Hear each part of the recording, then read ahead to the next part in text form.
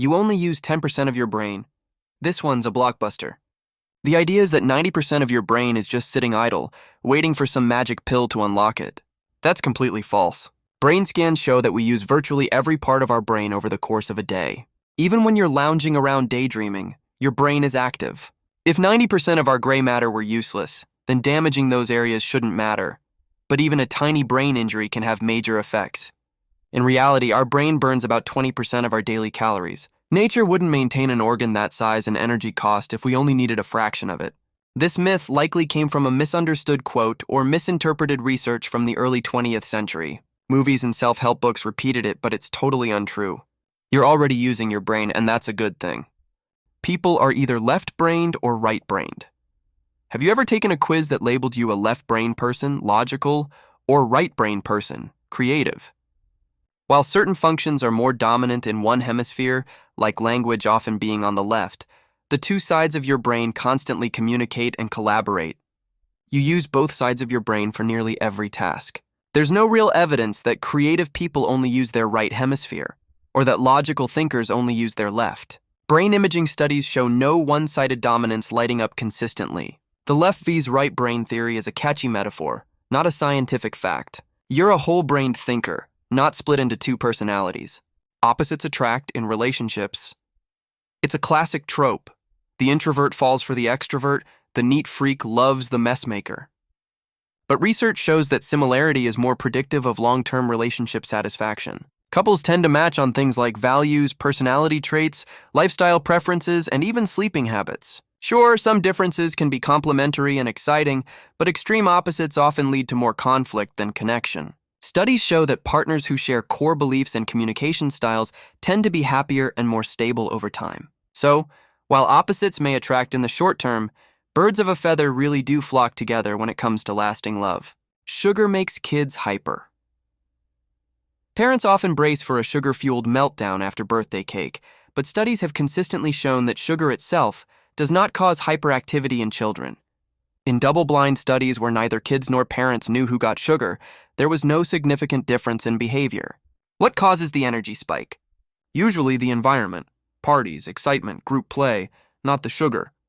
There's also a placebo effect at play. When parents believe their kids have had sugar, they tend to rate them as more hyperactive. That belief skews perception. While excessive sugar isn't healthy, it doesn't trigger hyperbehavior by itself. Listening to Mozart makes you smarter. In the 1990s, a small study found that college students who listened to Mozart briefly performed better on a spatial reasoning task. The media exaggerated the findings, launching the Mozart effect craze. Parents rushed to play classical music to boost their baby's IQ. But later studies found the effect was small, temporary, and not consistently replicable.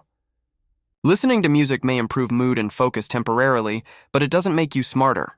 Intelligence is shaped by many factors, including environment, education, and genetics. Music is enriching and beneficial for many reasons, but it's not a shortcut to genius. Everyone has a specific learning style that needs to be taught to. You may have been told you're a visual, auditory, or kinesthetic learner, and that teaching should match that style. But research has repeatedly shown that matching teaching methods to these styles doesn't significantly improve learning. Instead, the most effective instruction often involves combining multiple modes: visuals, text, discussion, practice. Preferences exist, but tailoring education to them doesn't enhance outcomes. We all learn in different ways depending on the task. The learning styles model is popular but oversimplified. Don't box yourself in. Use varied methods to reinforce learning. Memory works like a video camera. People often believe they remember events exactly as they happened. But memory is not a perfect recording. It's a reconstructive process. Each time you recall something, your brain rebuilds the experience using fragments. Memories are vulnerable to distortion, suggestion, and blending with imagination. Researchers have even implanted false memories in studies, proving how malleable memory can be. Emotional or stressful events may feel vivid, but that doesn't guarantee accuracy. Even flashbulb memories can change over time. Trusting memory too much can lead to conflict and confusion. It's important to recognize that recall is never flawless. Hypnosis is mind control or a reliable way to recover memories. Hypnosis isn't a form of mind control, and it doesn't allow people to retrieve buried truths from their past. In reality, hypnosis is a state of focused attention and relaxation. People under hypnosis are more open to suggestion, but they still maintain control and can't be made to do things against their will. Hypnosis can be useful for habits or anxiety, but it's not reliable for recovering accurate memories. In fact, it can lead to false memories due to heightened suggestibility. That's why its use in legal investigations is controversial. Forget what movies show. Hypnosis is not a truth serum or a superpower. Schizophrenia means having multiple personalities. Schizophrenia is often confused with dissociative identity disorder, but they're completely different conditions. Schizophrenia involves hallucinations, delusions, and disorganized thinking, not multiple identities. The word schizo means split, but it refers to a split from reality, not a split personality. Dissociative identity disorder involves two or more distinct identities within one person, usually linked to trauma. It's rare and very different from schizophrenia. Hollywood frequently mixes these up, which leads to misunderstanding and stigma. It's important to use accurate terms, especially when discussing mental health, to avoid reinforcing harmful myths. The adult brain can't change. For a long time, scientists believed the brain stopped developing in adulthood. But we now know the brain remains plastic, meaning it can adapt, rewire, and even grow new neurons in certain areas. Neuroplasticity allows adults to learn new skills, recover from injuries, and build new habits.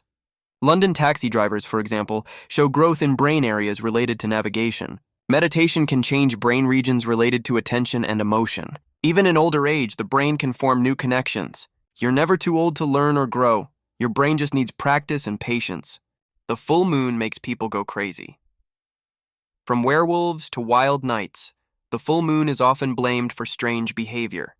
But studies have found no consistent link between full moons and increases in crime, hospital visits, or bizarre behavior. The belief likely persists due to confirmation bias. People notice and remember unusual events that happen during a full moon and forget the ordinary ones.